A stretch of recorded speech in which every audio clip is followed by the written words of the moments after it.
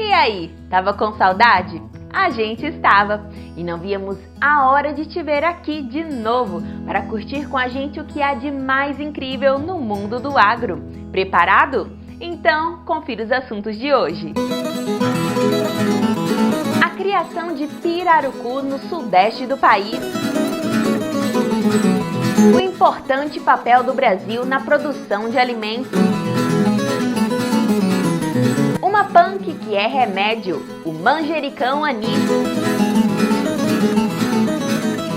Produção de tourinhos atende à demanda dos pecuaristas. Começa agora o programa Revista Rural, a sua revista eletrônica do agronegócio.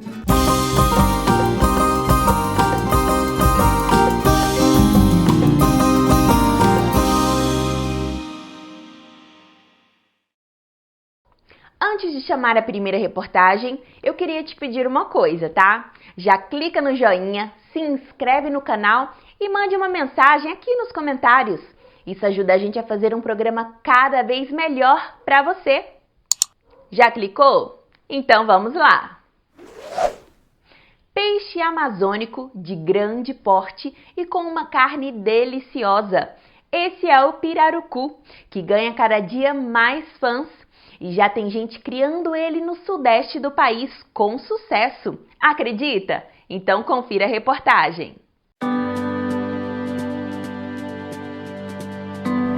Depois de 40 anos trabalhando em escritório, a vida de Éder mudou radicalmente.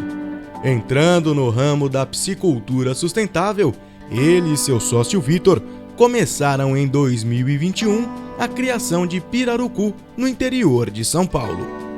A revista Rural foi descobrir como é possível criar um peixe amazônico num ambiente tão diferente do seu habitat natural. Éder, você estava falando da questão de genética, né? Porque ela, é claro que ela é muito importante para essa questão de adaptabilidade do pirarucu para esse clima. A de vocês vem do Espírito Santo, é isso? É isso. A gente adquire esses alevinos do Espírito Santo, né? Com o criador lá, reprodutor. E a gente pega esses alevinos que já tem uma genética mais adaptada ao nosso clima. Então ele tem uma genética da região sudeste. Ele já não tem nenhuma matriz na região norte. Todas as matrizes dele já é do sudeste.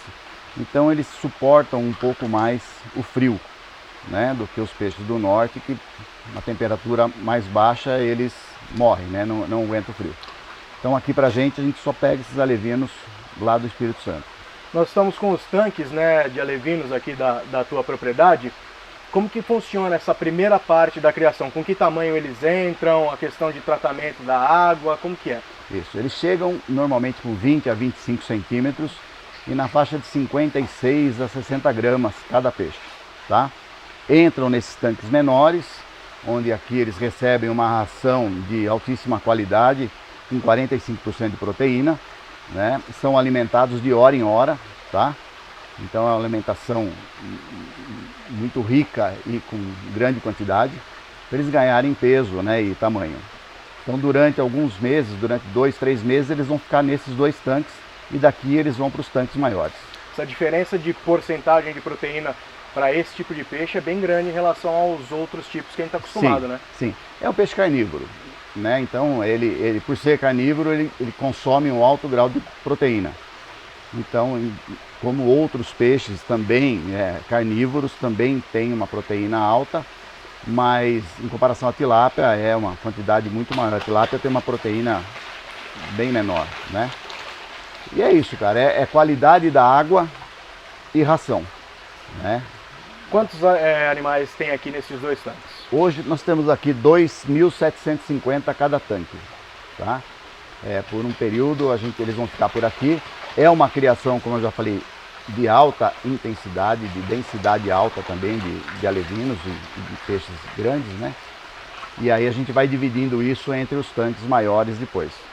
Ele sai daqui para ir para o próximo tanque, onde ele já é maior, com quanto de peso, quanto de tamanho, qual que é a diferença? Mais ou menos 700 gramas, quando eles atingirem aí 500, 700, que a gente vai fazendo a biometria, né? A gente vai fazendo a biometria, vendo como está o ciclo de crescimento deles, né, de peso, para a gente poder fazer esse transporte para os outros tanques. Mas aí em 2, 3 meses eles já vão mudar para outro tanque. 3 meses ele cresce de 56 gramas a quase 700. Isso mesmo. Ele vai ganhando muito peso. salto bem grande. Agora no início eles ganham peso muito rápido. Chegaram agora, no meados de maio, né, com pequenininhos, 20 gramas, o tamanho que eles estão aqui, você pode observar, olha já o tamanho desses peixes, né? Então eles já estão num tamanho muito, muito legal. Olha aqui, né? Ó. E é difícil de pegar, né? Difícil de pegar, né? Mas são peixes, olha isso aqui, né?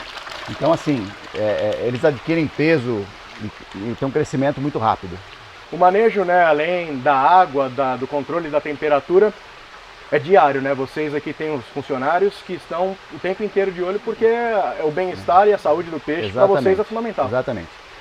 O cuidado com eles é diário, o dia todo cuidando desses peixes. Então assim, a qualidade da água diariamente, nós analisamos todos os parâmetros, né, necessários para ver se a água está com qualidade para eles se manterem bem, para poder se alimentar bem. Nesses 2 tanques de alevinos, questão dos metros cúbicos, né? Qual que é a quantidade de água que vocês usam? Nós temos aqui aproximadamente 40 metros cúbicos de água para cada tanque desse, tá?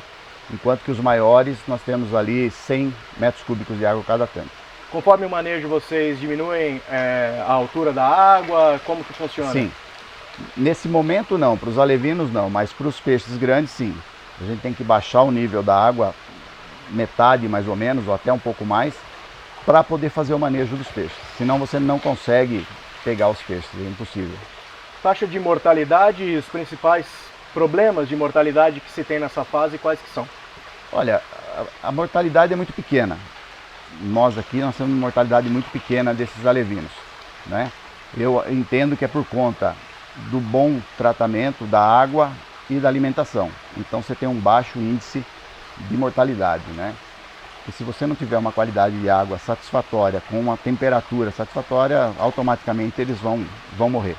Mas eu tenho um baixo índice, faz mais de semana que não morre nenhum peixe, nenhum alevino.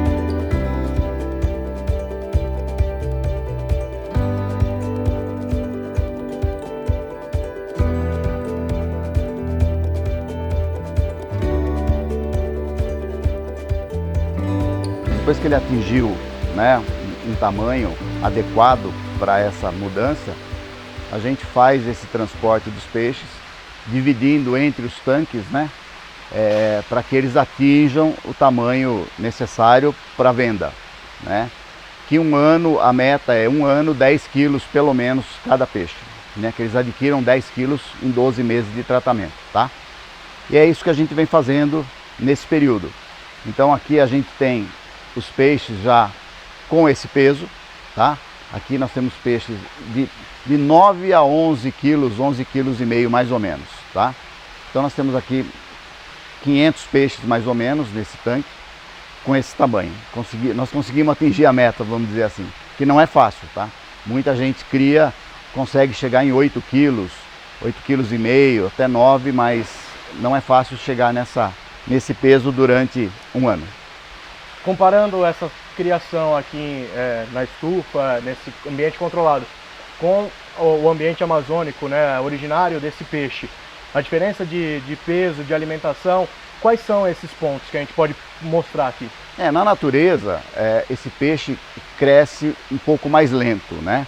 Ele só come, né, alevinos, peixes lá no rio, né, e ele se movimenta muito mais, ele nada muito mais, então ele queima muito mais calorias, né? Aqui ele está confinado dentro de um tanque, então ele ganha um peso mais rapidamente, né? Na natureza, por estudos, né, ele demora mais ou menos 2 anos para atingir 10 quilos, enquanto aqui 1 ano para atingir 10 quilos, né? É mais ou menos como no agro, né, o porquinho, né, que a gente deixa ele lá confinado e ele ganha pesos muito rápido. Aqui é a mesma coisa, fica confinadinho aqui com uma qualidade, com a temperatura ideal, qualidade da alimentação perfeita, ele consegue chegar no peso ideal para a gente, comercialmente falando. Éder, claro que tudo isso é fruto de investimento do teu sócio, né? Pouco tempo de trabalho, 1 ano, quase 1 ano e meio que vocês estão com essa estrutura, já está se pagando, já se pagou, vocês têm um planejamento, uma meta para compensar, entre aspas, esse investimento feito em tanques, água, climatização, energia fotovoltaica, como que está isso? Ainda não. Não se pagou e a gente tem plena consciência que nós vamos aí ter 2, 3 anos de trabalho, muito trabalho, para poder retornar esse investimento, né? Então a nossa meta inicial é a gente ter o volume de vendas para manter um próximo ciclo e, consequentemente, a gente resgatando esse dinheiro que foi colocado na infraestrutura, né? Isso vai demorar alguns anos, a gente tem plena consciência, qualquer investimento no negócio demora-se alguns anos para retornar, né? Então a gente tem essa consciência, nós vamos trabalhando aí, como eu te falei, nós iniciamos um negócio numa condição mais favorável, né? Em função da atividade que a gente tem, ou tinha, né? Então a gente consegue manter isso por algum tempo até conseguir resgatar um pouquinho ou voltar esse dinheiro que a gente investiu aqui. Mas pelos passos que vocês já estão dando e os resultados que os peixes já estão trazendo, vocês acreditam que isso realmente vai se pagar? Isso, nós acreditamos muito nesse peixe. Primeiro acreditamos muito no negócio, na piscicultura, né? A piscicultura está em crescimento muito forte no Brasil. O brasileiro consome pouco peixe, agora que está tomando gosto por esse consumo dessa proteína. Então nós temos plena convicção que é o negócio do futuro. E o pirarucu, eu tenho essa convicção, além de gostar muito do peixe, tem uma carne saborosíssima, suave, né, firme, e que a gente aposta muito nesse peixe no futuro.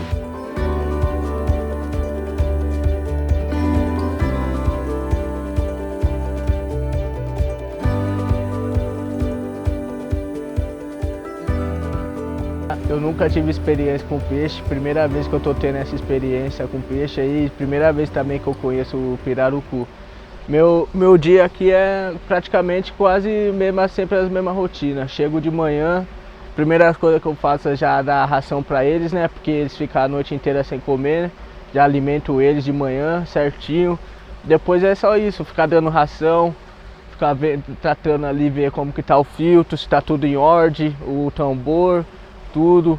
Daí eu mesmo eu não tinha experiência com o pirarucu, né? É que nunca tinha visto, né, o tamanho dele, né, que eles ficam enormes, o jeito que eles comem demais, né? Eu acho da hora, eu gosto de dar alimento, né? E ele é muito bravo? Ixi, bravo demais, hein? Nossa senhora. Eles ficam tem dia que tá de TPM, não come, se batem, nossa senhora, e os bichos, mas eles são bonitão aí. Estão crescendo cada vez mais.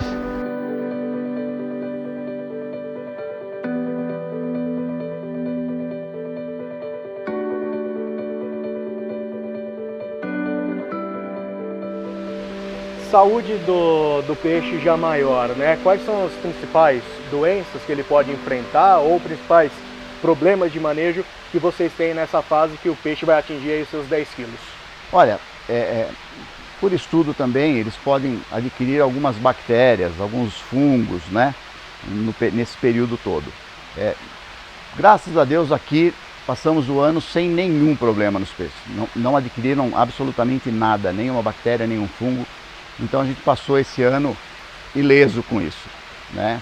Então assim, por isso que a gente fala que nós tivemos sucesso nesse primeiro ano. Então assim, sucesso com a meta de engorda, sucesso com a saúde dos peixes, né? Não tiveram doença. Os nossos consultores, a gente também tem alguns consultores que atendem a gente e que normalmente vêm, fazem a biometria, nós fazemos essa biometria, eles analisam no microscópio, né, todo o peixe, né? Pele, brânquias, intestino, estômago, para ver se tem alguma bactéria ou alguma coisa que possa interferir no crescimento ou na mortalidade, né, para piorar. E a gente, graças a Deus, nunca tivemos nenhum tipo de problema com relação a isso.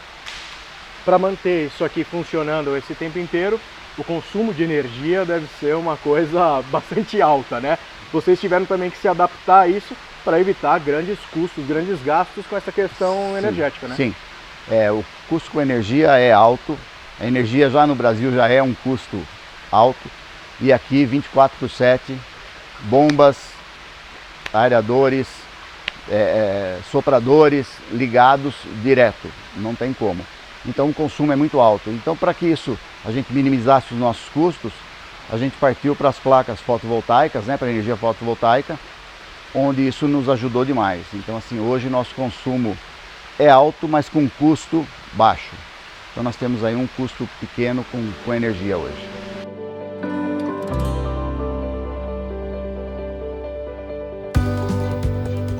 Éder, nós estamos no teu mar de placas fotovoltaicas. Como que isso tem ajudado de fato vocês na redução de custos e também, claro, na alimentação dos tanques? Tá.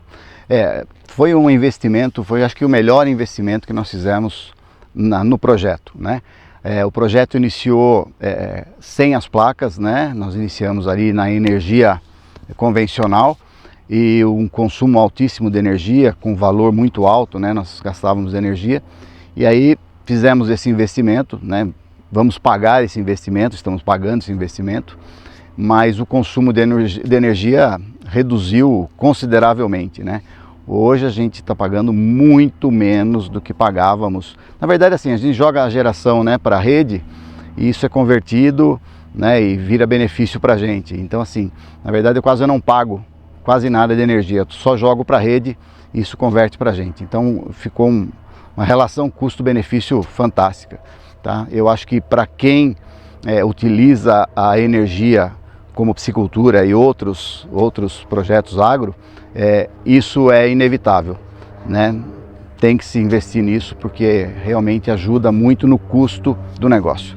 Em porcentagem, para a gente ter uma ideia dessa diferença do que você pagava para o que você hoje paga, dá para ter isso em mente? Olha, eu acho mais ou menos hoje a gente está com 70% de redução de custo.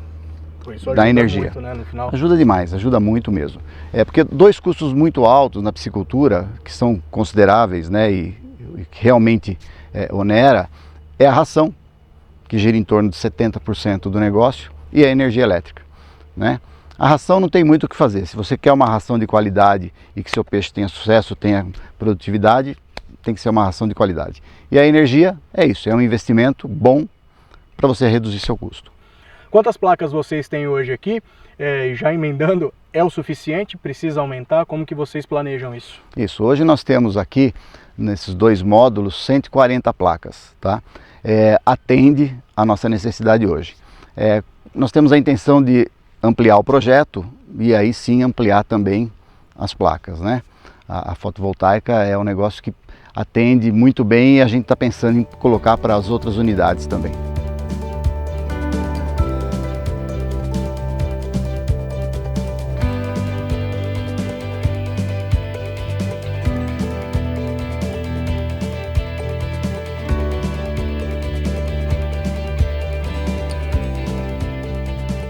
Bom pessoal, nós já passeamos e conhecemos todo o trabalho da Ecopeixe.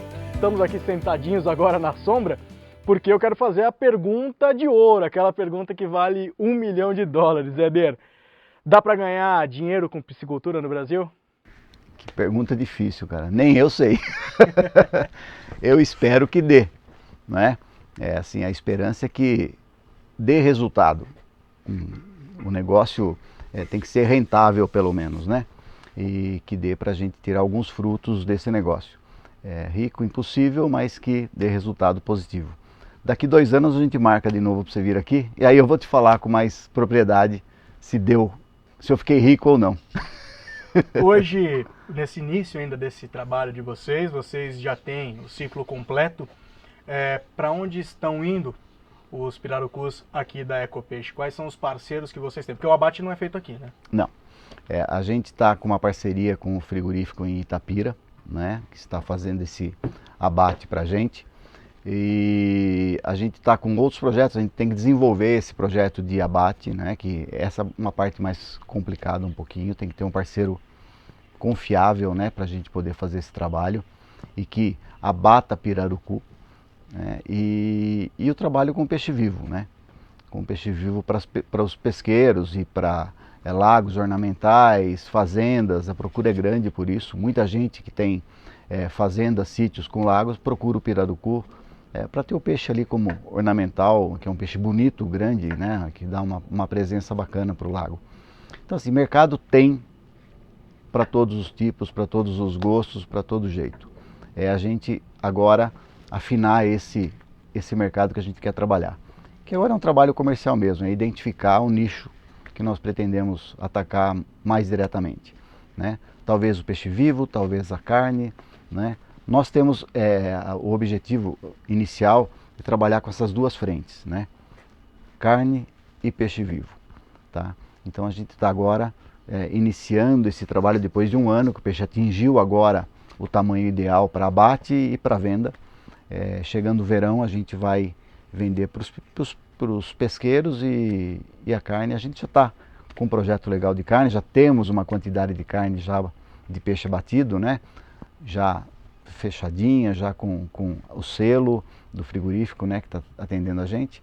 Agora é colocar no mercado. Isso não é tão difícil, a falar a verdade para você. Restaurantes procuram muito a carne do pirarucu, mas é a gente identificar o nicho melhor para a gente, para que a gente ganhe $1 milhão. Aliás, pessoal, o Éder estava me contando aqui nos papos de bastidor uma curiosidade muito interessante do pirarucu nos pesqueiros, né? Porque chama muito a atenção quando alguém pesca, vira uma festa. Como que é essa história? Cara, o pesqueiro, porque assim, o pesqueiro tem grandes vantagens de trabalhar com pirarucu, né? O pirarucu é um peixe carnívoro, então a partir do momento que o pesqueiro coloca esse peixe, né, no tanque, ele faz uma limpeza ali de alevinos, tal, dos peixinhos que atrapalham os pescadores na hora de pescar, né? Que fica ali atrapalhando com a isca. É um peixe muito esportivo, então quando o pesqueiro coloca nas redes sociais que está recebendo o pirarucu e tal, o pesqueiro já dá um movimento muito maior. A pesca esportiva, quando se pega um pirarucu no pesqueiro, cara, é um evento, é uma festa assim, porque é um peixe nativo, um amazônico, diferente, né? É um peixe assim famoso pelo nome que quase pouca gente já viu o pirarucu. Então quando se pega esse peixe, todo mundo quer tirar foto, é um evento mesmo, uma festa no pesqueiro quando se pega um peixe desse. E pós isso, quando vai chegando o inverno, os proprietários dos pesqueiros tiram esse peixe, porque o frio é cruel com eles, né? Eles não aceitam o frio, e aí abatem e aí utilizam a carne para o restaurante.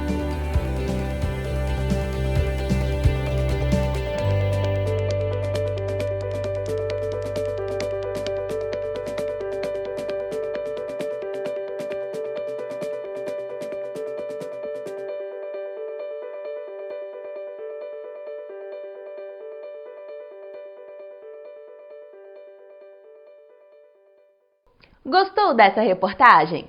Então não deixe de fazer o seu comentário abaixo. Se quiser, pode sugerir outros assuntos também. Suas ideias são muito bem-vindas e o seu comentário pode ser lido aqui no próximo programa. Mande sua mensagem, queremos ouvir você!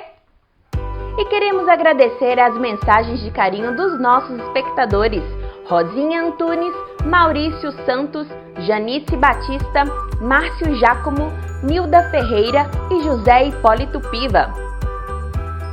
O Hélio Reis falou sobre uma planta chamada de batata de purga, que é um excelente remédio para evitar os carrapatos.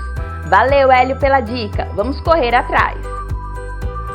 O Michel Souza sugeriu reportagens sobre biodigestores. A gente falou sobre isso recentemente, mas é um assunto que sempre vai voltar aqui no programa. Então, Michel, fique ligado! E para o Augustinho Silva, dos Estados Unidos, e o evangelista Joaquim, direto do Japão, uma saudação aos nossos espectadores internacionais. Continuem mandando suas mensagens, é muito importante pra gente.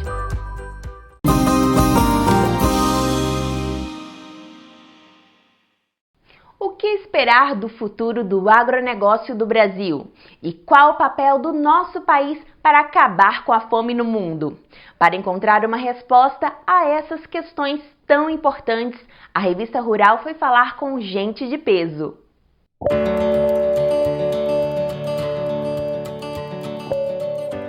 A cada safra recorde registrada, o Brasil se destaca ainda mais no cenário do agro mundial. E é por isso mesmo que, pensando no futuro, o planeta volta os olhares para cá e espera bastante do produtor brasileiro. Brazilian agriculture for the last 3 to 4 decades has been one of the greatest success story in the world.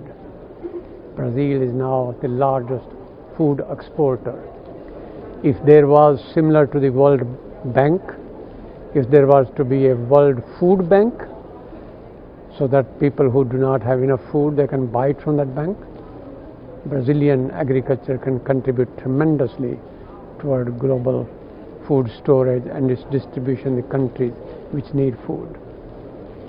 Having said that, the Brazil agriculture, like any other green revolution, has been very intensively dependent upon chemicals, irrigation, energy, fertilizer, pesticides. The health of the soil is a very important factor. So the future of agriculture anywhere in the world, including the United States, Brazil, India, China, and other countries where agriculture is a very significant part, must be based on soil health, must consider agriculture as a solution to climate change. The climate change agenda is for now, can wait, right? It is not. In fact, it may be too late to wait. Right now, if we develop better agriculture in the world, the potential to store carbon in trees is about 150 gigaton. The potential to store carbon in soil is about 180 gigaton between now and 2100. Para suprir as demandas, alguns desafios surgem pelo caminho. A gente vê aí uma mudança, uma transição nutricional. O que é isso? Novos modelos de dietas, um consumidor muito mais preocupado com nutrição e saúde, origem dos alimentos, transparência do processo de produção. Então, esse é um desafio que nós temos aí na área de produção de alimentos, na agricultura. Um outro desafio é a questão da transição energética, as mudanças climáticas pressionando cada vez mais a descarbonização das cadeias produtivas. Então, cada vez mais a gente tem que entrar com práticas mais sustentáveis, sistemas integrados, sistemas consorciados. Até 2050, 9 bilhões de pessoas terão que ser alimentadas em todo o mundo. E nisso, o Brasil tem grande responsabilidade produtiva, seja na segurança alimentar ou então na produção de alimentos seguros. A gente fala muito do aumento da produção em 70%, que é esperado aí 40%, 50% desse aumento de produção, de produtividade venha do Brasil, mas a gente tem que pensar também na inclusão produtiva rural, na questão da segurança alimentar nacional, no país, como que a gente pode trazer essas técnicas, essas práticas mais sustentáveis para o pequeno e médio produtor, porque nós temos aí 5 milhões de produtores, desses 5 milhões, apenas 10% é considerado grandes produtores. Eles têm mais capacidade de investimento, acesso à tecnologia. E o pequeno e médio, eles têm menos capacidade de investimento. Então, a gente precisa trabalhar, trazendo os ativos, as tecnologias que são geradas, para ajudar esse pequeno e médio, aumentar a produtividade, ou até mesmo reduzir custo, entender como a tecnologia pode ajudar na rastreabilidade, na certificação, até mesmo um selo de sustentabilidade. Eu acho que é muito confortável todo mundo dizer que nós brasileiros é que temos que ser o exemplo, que puxar esse carro. Agora, de qualquer forma, eu acho que também que nós estamos fazendo isso e estamos fazendo isso há muito tempo. E nessas questões, os agricultores brasileiros são os campeões. Nós temos muita coisa boa para mostrar de todas as nossas cadeias produtivas, tanto na parte de rastreabilidade como de sustentabilidade.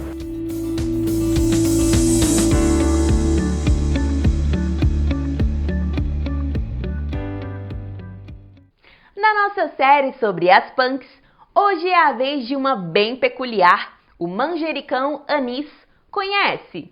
E se eu te disser que ele também é conhecido como atroverã? Aí ficou fácil, né? Pois é, e dá até para ter no quintal de casa. Apesar do nome, o manjericão anis não tem parentesco com a erva anis. Ele nasce muito fácil. Quando a sementinha cai, vira uma praga. É muito usado na cozinha tailandesa e com ele pode-se fazer chás, infusões no leite ou também ser usado em sobremesas. Esse daqui é o Ocimum celoi, é uma planta do mesmo gênero do manjericão que a gente está acostumado a usar na pizza, né? Mas ele tem um aroma completamente diferente. Ele tem um aroma de anis, por isso é chamado de manjericão anisado ou manjericão anis. Um outro nome que ele tem, também comum, é a troverã. Por quê? Porque ele realmente é usado como antiespasmódico e como digestivo, né? Para problemas do intestino e do estômago. Tá? Então essa planta ela pode ser usada com tratamento com esses distúrbios, sempre com uma orientação de um profissional, mas também é uma planta que não tem perigo nenhum e pode ser usada como aromática, isso no seu chazinho da tarde, acompanhando de um bolo, por exemplo. Tá? Então essa planta aqui, ela é uma planta que você pode ter tanto em casa, como só pode ser produzida pelo produtor e que sempre vai proporcionar coisas boas, tanto na questão do seu aroma e sabor, como também no seu uso medicinal.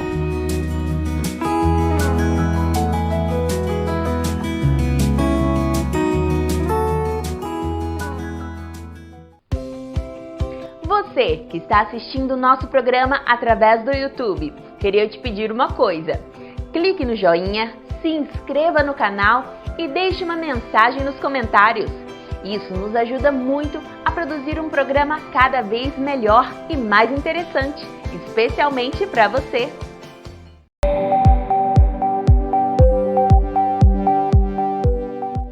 Com a finalidade de contribuir para a nutrição e o aumento da vitalidade na safra do milho, a Corteva lança no Brasil uma solução biológica que garante maior estabilidade no uso de nitrogênio pelas plantas. Nós estamos lançando o Trisha N, um produto totalmente diferenciado, já sendo comercializado na Europa e nos Estados Unidos e que agora nós trazemos aqui para o Brasil e Paraguai. O Trisha N ele é um produto totalmente inovador, ele tem um modo de ação exclusivo. O Trisha ele é um fixador de nitrogênio. Mas por que ele é tão diferente? Porque ele tem como modo de ação a captação do nitrogênio do ar. Então, com apenas uma aplicação foliar, a bactéria Metilobacterium simbióticum, ela vai se multiplicar, ela vai colonizar a planta e ela tem essa capacidade, essa característica de captar o nitrogênio do ar. Captando esse nitrogênio, ela o transforma em amônia e deixa o amônio disponível para a planta. A janela de aplicação do Trisha é muito versátil, você pode aplicar hoje na cultura do milho entre V4 e V8. E essa única aplicação foliar faz com que ao longo de todo o ciclo produtivo da planta, essa bactéria esteja presente, se multiplicando e fazendo esse trabalho constante de captação do nitrogênio do ar, a transformação para a amônia e a disponibilidade para a planta. Então, é um modo de ação totalmente diferenciado e que coloca essa ferramenta na mão do produtor, que é a forma do produtor estar associado, ter acesso, na verdade, a uma fonte inesgotável de nitrogênio durante todo o ciclo de produção e reprodução da planta. Um criatório especialista na produção de tourinhos para o cruzamento a campo vem baseando seu trabalho de seleção em genética de ponta e alta performance produtiva e reprodutiva.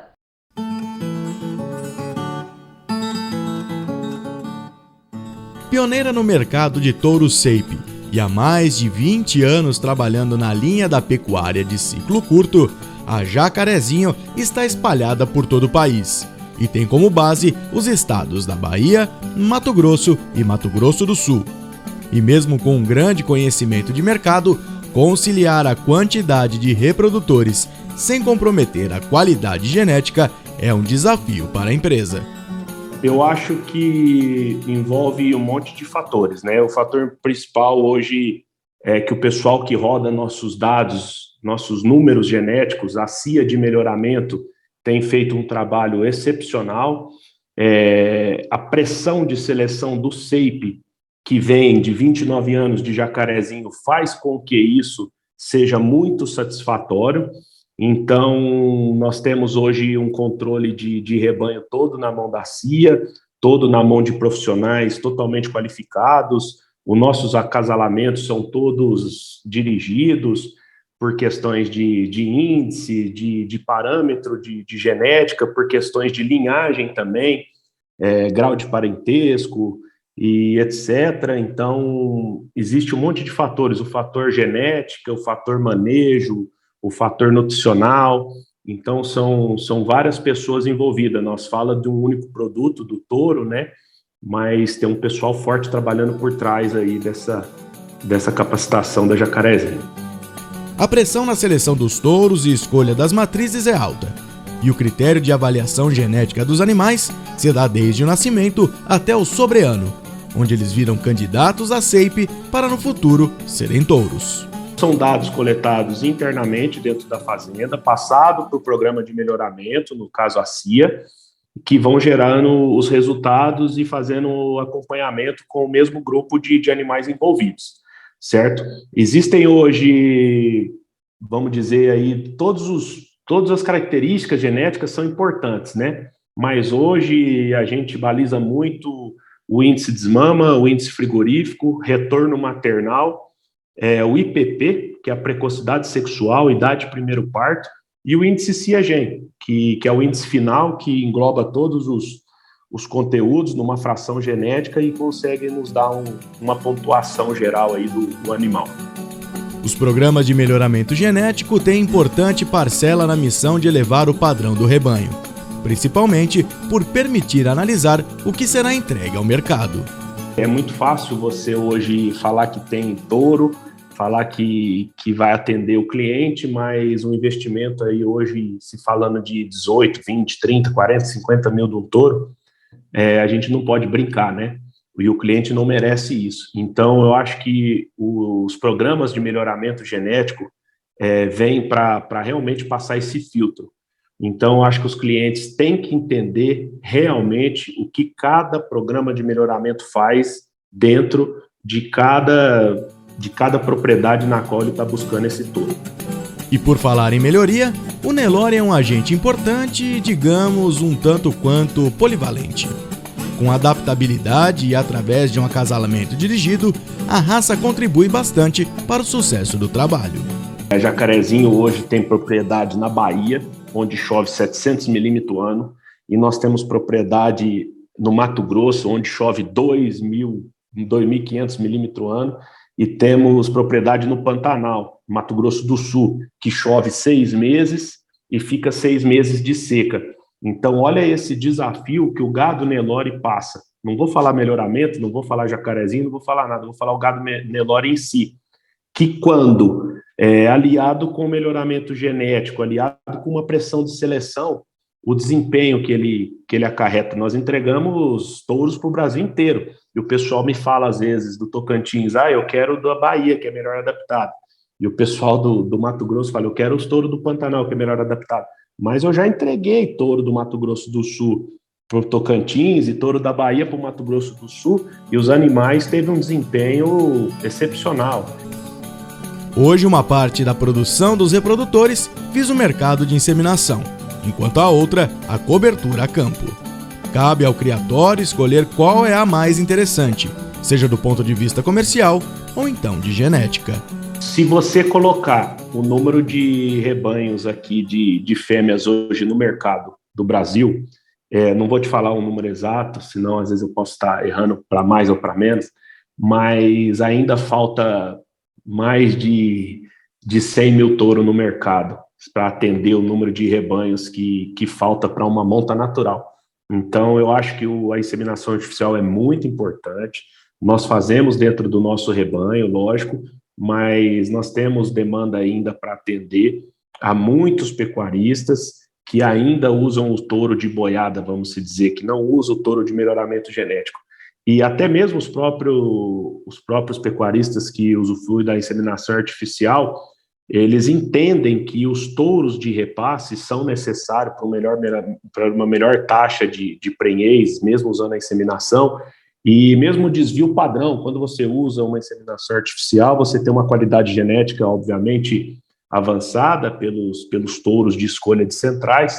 Então, você coloca um touro de repasse bem avaliado, onde passa pelo crivo de seleção, onde tem um acompanhamento genético, você consegue igualar isso aí, pelo menos ao máximo, para esse desvio padrão da desmama, da recria, até mesmo do abate, não ser tão gritante aí no resultado do pecuarista. Entendendo as necessidades dos pecuaristas, a demanda para jacarezinho será cada vez maior. E o próprio SEIP tem crescido tanto em produção quanto em venda. Eu acredito que o pecuarista entendeu que o melhoramento genético é necessário. Então, a nossa projeção futura nós fomos numa reunião da CIA que aconteceu lá na Bahia, no dia do leilão deles, então nós, do SEIP, estamos falando em 2030 já, projetando o animal certo para 2030, porque o pessoal vai precisar, o pessoal vai entender e nós temos que ter essa demanda para eles. Com 2.450 touros para esse ano e 3.000 já programados para 2024, quem sabe de maior produtora nacional, a fazenda passe a ser a maior do mundo nesse ramo. A gente fala aqui no Brasil hoje, nacional, nós somos o maior, a gente nem sabe eu particularmente não sei quem que é o maior do mundo. A gente olha para frente um dia após o outro e nós não temos essa projeção. E a gente tenta melhorar cada vez mais o nosso rebanho para que esse funil de seleção seja cada vez mais intenso, fazendo com que a gente aumente o número nossos de touros. Porque a gente está falando de touro aqui, mas a gente tem que se preocupar com a vaca. É a vaca de boa qualidade que vai nos dar um touro de melhoramento genético.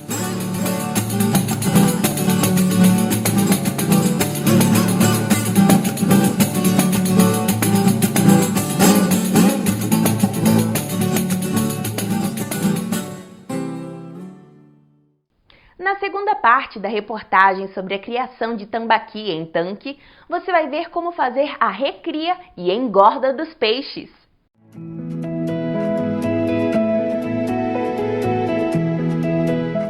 Na criação de tambaquis, a fase de recria é bastante importante, pois é nela que o alevino vai se transformar em um juvenil, com peso acima de 30 gramas. Esse é o peixe que está no ponto para povoar o viveiro de engorda. O tanque de recria deve ser adubado, deve ter uma água verdinha, como essa que a gente está vendo aqui, porque ela vai estar cheia de zooplâncton, que são os microcrustáceos presentes na água, que vai ser a base da alimentação desses alevinos. Vai ajudar muito no crescimento deles. Na chegada, os peixes devem ser aclimatados, misturando a água do tanque com a água de onde ele veio, até ficar com uma temperatura parecida. A densidade de estocagem é de 10 alevinos por metro quadrado, podendo chegar a 40 com aeração. Essa fase vai demorar de 1 a 2 meses, dependendo do tamanho que o juvenil vai sair, podendo sair de 30 gramas, 50, 100 gramas ou maior. Nesta fase da criação, a recomendação é que seja fornecido para os peixes rações com elevados teores de proteína, normalmente entre 40% e 50%. Estas rações no mercado normalmente têm preços elevados, mas interferem muito pouco no custo de produção, visto que o consumo nesta fase é muito pequeno. Por isso é que nós recomendamos: compre a melhor ração que tiver no mercado para fornecer seus peixes na formação de juvenil.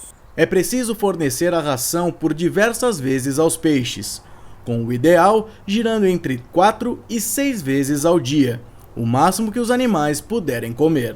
É nessa fase que ele não só cresce mais, como também ele converte mais, ou seja, a gente usa menos ração para fazer um peixe maior. E esse peixe vai chegar mais rápido e mais forte, com um pico bom de crescimento para um bom começo de engorda. Já no manejo, o manuseio e transporte dos peixes para o viveiro também merece atenção especial. Se bem feito, vai permitir que não haja mortalidade e que eles voltem a se alimentar mais rapidamente. Esse manuseio dos peixes deve ser feito sempre pela manhã, na parte mais fria do dia. Nesse horário, o tanque de recria ou de engorda vão estar com a temperatura bem parecida. E também os peixes vão estar acordando, com o metabolismo mais lento ali, mais fácil de se manusear. Deve ser feito da forma mais rápida possível, para acabar sempre pelo período da manhã.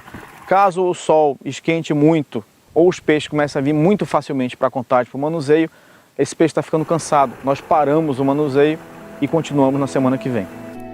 Em toda a água de manejo deve ser colocado azul de metileno e sal. E se o produtor não tiver o azul de metileno, somente sal. não se faz transporte sem sal. É recomendado colocar 6 gramas para cada litro de água. Esse sal vai melhorar a produção de muco do peixe, melhorar a água e fazer esse peixe chegar menos estressado ao tanque de engorda. O sal deve ser utilizado em todo o manejo com peixe, inclusive nas biometrias mensais que a gente faz para corrigir a quantidade de ração a ser fornecida. Outro ponto importante no manejo é saber o número de peixes que será transportado para os tanques.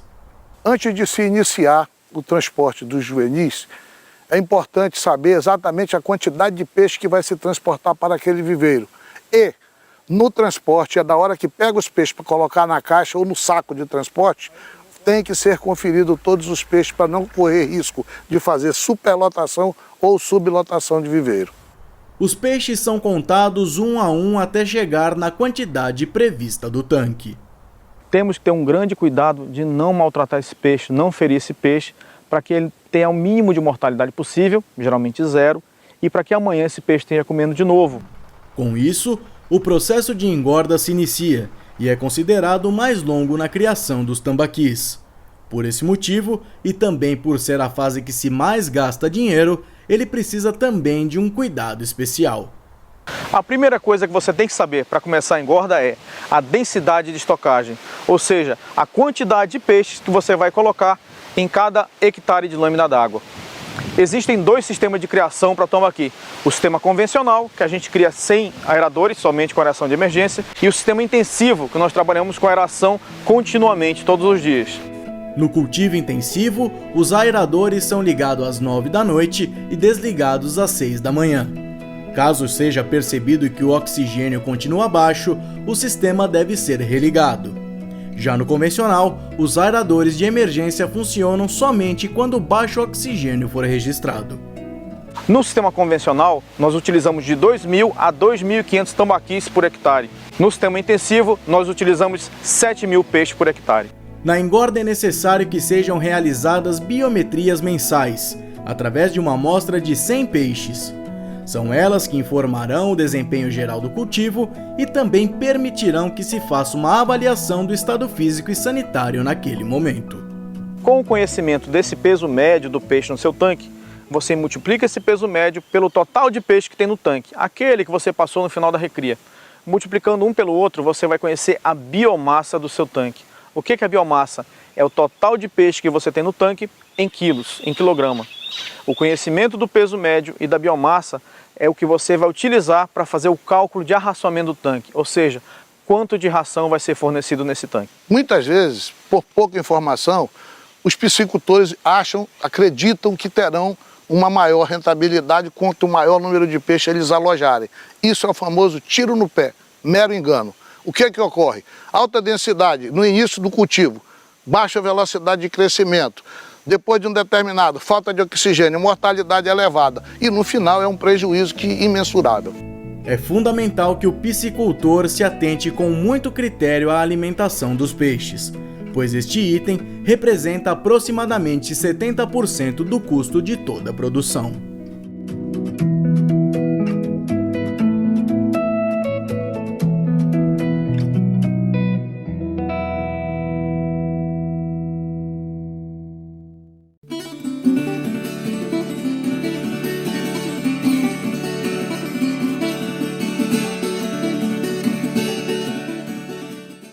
Alô, nossos amigos da Revista Rural, aqui é a Orquestra Paulistana de Viola Caipira. Estamos aqui diretamente da nossa sede, o Instituto São Gonçalo de Estudos Caipiras. E vamos começar para vocês aqui mais um Papo de Violeiro. Isso, e como a gente mexe com viola, mais um ritmo de viola aí, vamos fazer uma balada, uma música aí de Piraci e Tunico, Viola Cabocla. Sucesso nas vozes de Tunico Tinoco, né? Vamos nós então. 1, 2 e 1.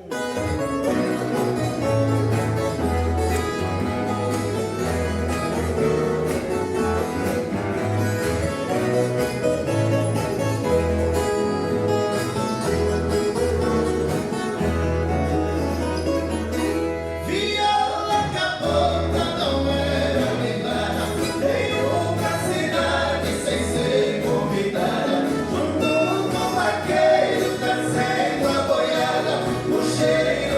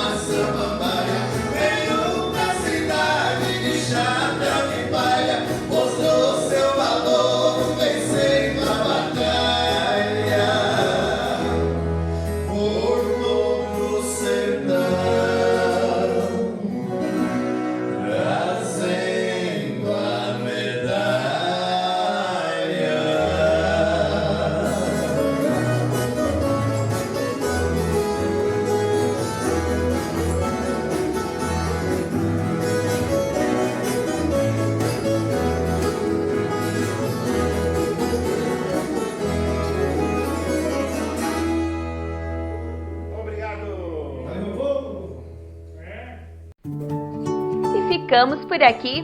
Gostou? Espero que sim.